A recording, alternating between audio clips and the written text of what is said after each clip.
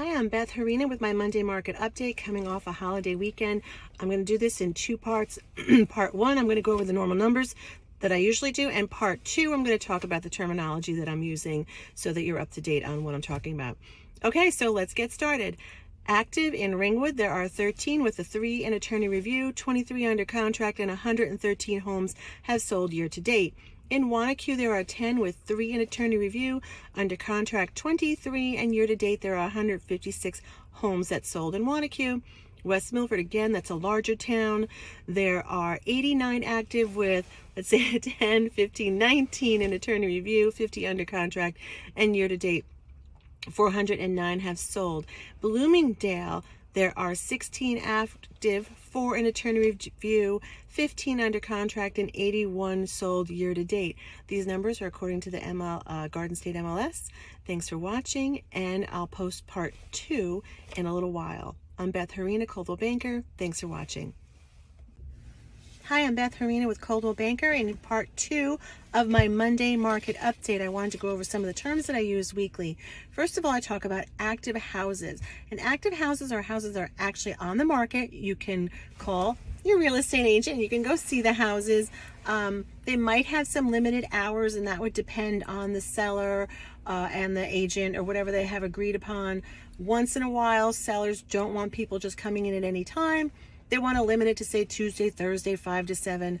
I highly recommend you don't do that. The point is you want to show your house to people, and you want to get as many people in the house as possible. So as a seller, you really don't want to limit that.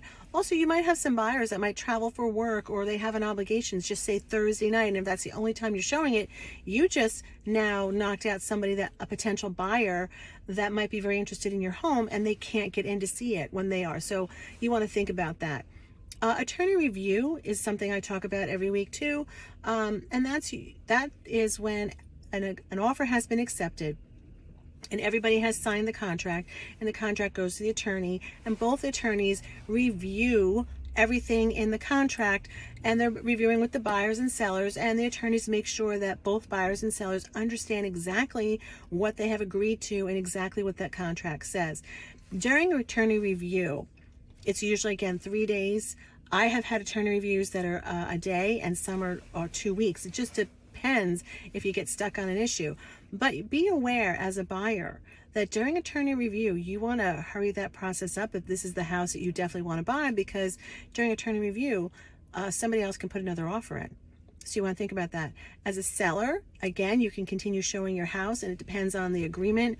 If you've accepted an offer and signed it, and maybe you're not so happy with it, this is a last chance to keep it open for other people to see.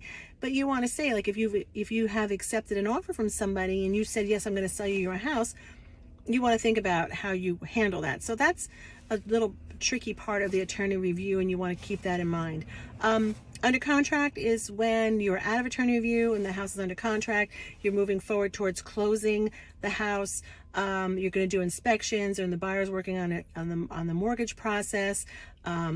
Usually the house, it should keep sailing right through to closing date. There might be some things that come up along the way that you might not close, but under contract usually is when you're on your way to the closing, and closed is closed. But sometimes closed does not mean that the buyer has moved out and the seller has moved in. A lot of times now, especially with mortgage rates that have been going up and up higher, buyers are locking into mortgage rates, and they need to close to keep that mortgage rate. So sometimes, actually, we're seeing more often than not, more recently, that the buyer is renting the house back for like a month or so because maybe the buyer needed more time, but the seller needed more time, but the buyer needed to lock in, so they rent the house back. So closed is obviously the house is no longer on the market, but like I said, closed may not mean the buyer has moved in and the seller has moved out. I'm Beth Herina. Thanks for watching. If you have any questions, feel free to give me a call, and I'll see you next Monday. Thank you.